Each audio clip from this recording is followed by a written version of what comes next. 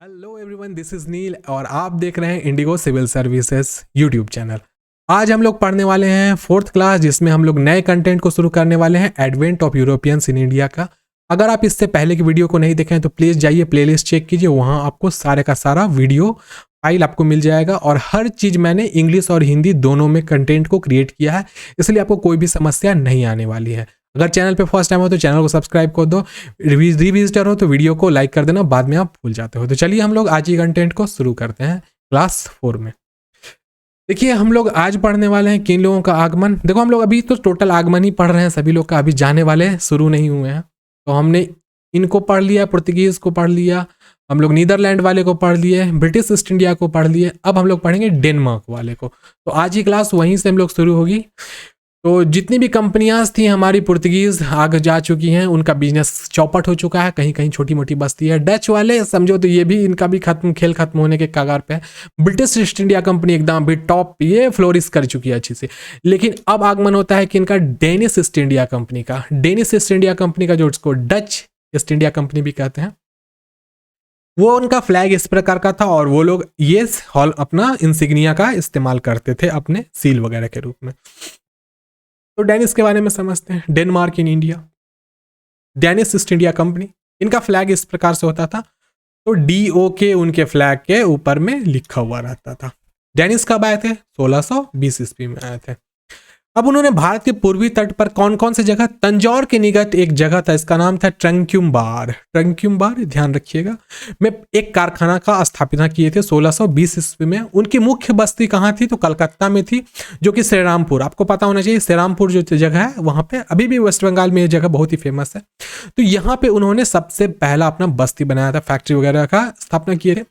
अंग्रेज तथा यूरोपीय शक्तियों के विरुद्ध ये लोग सफल क्यों? मतलब ऐसा क्या हुआ था जिन्हें कारण को अंग्रेजों के विरुद्ध थोड़ा सा असफलता झेलना पड़ा था? देखो धीरे धीरे जो कंपनी हिंदुस्तान आई थी, उन्होंने इन चीजों को देख करके हिंदुस्तान में कदम रखा था कि जो आसपास की उनके कंपनीज हैं, कंट्रीज हैं, वो सब फ्लोरिश कर रही, तो हम भी क्यों नहीं इस कंट्री में जाके फ्लोरिश कर सके। तो ये थोड़ा लेट से आए, लेकिन ज़्यादा लेट नहीं हुआ था। ये लोग भी कहीं ना कहीं से, मतलब जो इनका जो एंट्री का टाइम हुआ था, वो कहीं ना कहीं से देखा जाए तो उनके कंट्री को थोड़ा ना थोड़ा प्रॉफिट दिया ही दिया था।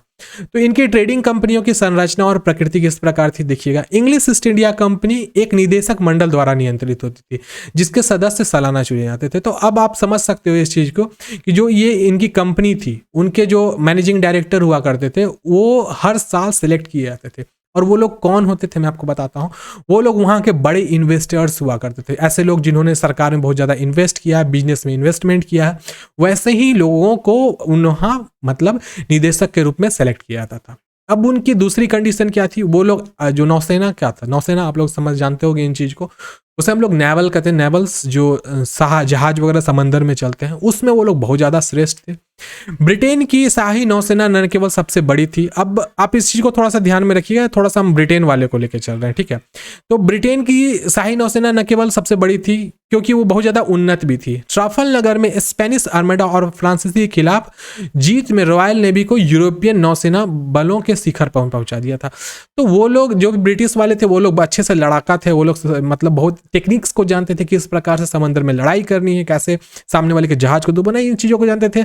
तो इन्हीं से डेनमार्क वालों ने थोड़ा थोड़ा ज्ञान लिया था। और कहीं ना कहीं से देखा जाए तो जो संधि हुई थी यूरोप में, ब्रिटेन के बीच में और डेनमार्क के बीच में, उन्हीं का इनको एक रास्ता भी मिला था हिंदुस्तान में बिजनेस करने का। अब दूसरी बात क्या आती है? औद्योगिक क्रांति। आपको पता होना चाहिए जो इंडस्ट्रियल रिवॉल्यूशन की शुरुआत हुई थी यूरोप में, वो धीरे धीरे मतलब समझो तो पैर पसार रही थी पूरे यूरोप में। धीरे धीरे इंडस्ट्रियलाइजेशन वहाँ शुरू हो गई थी। लोगों को समझ में आ गया था कि कल कारखानाओं को बनाना चाहिए, नए टेक्नोलॉजीज़ को डेवलप करना चाहिए। साथ में फ्लोरिशमेंट तभी आ सकती है जब हम डेवलप करेंगे। अगर डेवलप ही नहीं करेंगे तो फ्लोरिशमेंट आ ही नहीं सकेगी। फिर क्या हुआ था? औद्योगिक क्रांति अन्य यूरोपियन देशों में बहुत देर से पहुंची थी। देखो इनके कंट्री में बहुत पहले पहुंच गई थी, जिससे इंग्लैंड को अपना आधिपत्य बनाने में मदद मिली। तो अब देखो जिस कंट्री, जैसे इंग्लैंड डेवलप कर रहा है, तो उसको देख के बगल का कंट्री वाला भी थोड़ा बहुत सीखने लगा। तो जो डेनिश थे, डेनमार्क वाले थे, इनको भी थोड़ा बहुत एक्सपीरियंस मिलते रहता था। कहाँ से? तो इंग्लैंड से। सैन्य कुशलता और अनुशासन, ब्रिटिश लोग जो भी थे उनको, वो लोग बहुत अच्छे, उनके पास टेक्निक्स थी आर्मी की चाहे नेवल की, हर चीज़ों को वो अच्छे से करने जाते थे। और क्योंकि उनको प्रशिक्षण ना हाई क्वालिटी का मिलता था, उनकी सरकार स्थिर थी। अब जो लोग थे, जो ब्यूरोक्रेट्स थे वहाँ के, वो पैसे वाले थे, वो किसी को भी एंट्री नहीं करने देते थे। लेकिन आसपास के अन्य कंट्री जैसे कि हम लोग फ्रेंच देख लेते हैं, चाहे हम लोग नीदरलैंड वाले देखते हैं, वो लोग ना अजीब तरीके से कंट्रोल्ड होते हैं, वो सरकार के द्वारा संपूर्ण रूप से कंट्रोल किया जाता है। लेकिन ब्रिटेन वाले थे ना, उनके साथ क्या था कि उनमें जितने भी आपको उनके जो डायरेक्टर्स हुआ करते थे वो सब स्टेबल थे, वो लोग बदलते नहीं थे। उन लोगों में धर्म का कोई बात नहीं था, कहीं से उन लोगों को मन नहीं था कि हम बिजनेस करने जा रहे हैं, क्या जरूरत है वहाँ के लोगों को धार्मिक रूप से बदलना, क्यों उनको हम लोग क्रिश्चियनिटी अपनवाएं ज़बरदस्ती। लेकिन पुर्तगीज़ लोग कहीं ना कहीं से मिशनरीज वगैरह खोलने लगे थे। जो नीदरलैंड वाले थे वो लोग बिजनेस भी कर रहे थे, साथ में वो लोग हिंदुस्तान के, जो भी मैं आपको बता दे रहा हूँ, पुर्तगीज़ ने भी ये किया था। और साथ साथ में जो नीदरलैंड वाले थे उन्होंने भी यही किया था कि कितने मंदिरों को उन्होंने लूट लिया था, साथ में मस्जिद थे जो हिंदुस्तान में, उनको भी उन्होंने धीरे धीरे लूट लिया था। तो कहीं ना कहीं से यही सब कारण से उन्होंने अपना इंप्रेशन भी खोया था। लेकिन ब्रिटिश वालों का ये मनसा कभी नहीं था, उनको ये मतलब था शासन करना है, साथ में पैसे कमाने हैं हिंदुस्तान से। और लास्ट, ऋण बाजार का उपयोग। उनको पता था कि अगर कर्ज देंगे तो सामने वाला समय पे कर्ज को पूरा नहीं सकेगा, चुकता नहीं कर पाएगा, और जब वो चुकता नहीं कर पाएगा तो हम उनको जैसे चाहेंगे वैसे घुमाएंगे। तो इन्होंने अपने यूरोप में भी और साथ साथ हिंदुस्तान में, यूरोप में उन्होंने छोटे मोटे कंट्रीज जो आसपास के थे ब्रिटेन के, उनको उन्होंने कर्ज दे दिया। और इंडिया में उन्होंने क्या किया, जो मुगल साम्राज्य वाले थे उनको उन्होंने मोटा पैसा दिया। और जब समय पे वो लोग नहीं लौटा पाए तो उन्होंने बहुत सारे साम्राज्य को अपने कंट्रोल में भी ले लिया था। तो दुनिया का सबसे पहला जो केंद्रीय बैंक है, सेंट्रल बैंक है, बैंक ऑफ इंडिया, इसकी स्थापना कहाँ करी गई थी, तो इंग्लैंड में की गई थी। और इसको क्यों बनाया गया था कि वो लोग सरकारी पैसों का कर्ज में दे सके, जबकि जो कि ब्रिटेन के जो भी प्रतिद्वंदी देश हैं वह उनको समय पे ना दे सके, तो उनसे वो अच्छा रिटर्न और साथ साथ में जरूरत पड़ने से उनसे फेवर्स भी ले सके। तो यही सब कारण था जिसमें ब्रिटिश ईस्ट इंडिया कंपनी बहुत ज़्यादा फ्लोरिश की थी। और इनका सबसे पहला जो अभी प्रेजेंट के टाइम में जो ओपोनेंट था वो डेनमार्क वाले थे।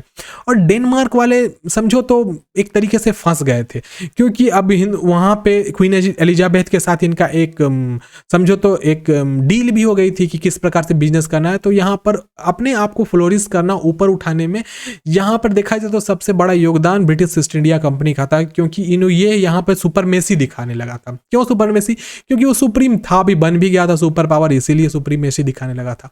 अभी बच्चों हम लोग नेक्स्ट वाली क्लास में, जो हमारा जो 5th क्लास होगा, इसमें हम लोग पढ़ने वाले हैं फ्रेंच ईस्ट इंडिया कंपनी के बारे में। फ्रेंच ईस्ट इंडिया कंपनी थोड़ा सा बड़ा क्लास है, इसमें बहुत सारे ऐसे इंपॉर्टेंट फैक्ट्स को मैं आपको बताऊंगा जो कि सभी के सभी जो भी मैंने 4 क्लास पहले किए हैं उसके साथ सारा का सारा कोगुलेट होकर चला आएगा।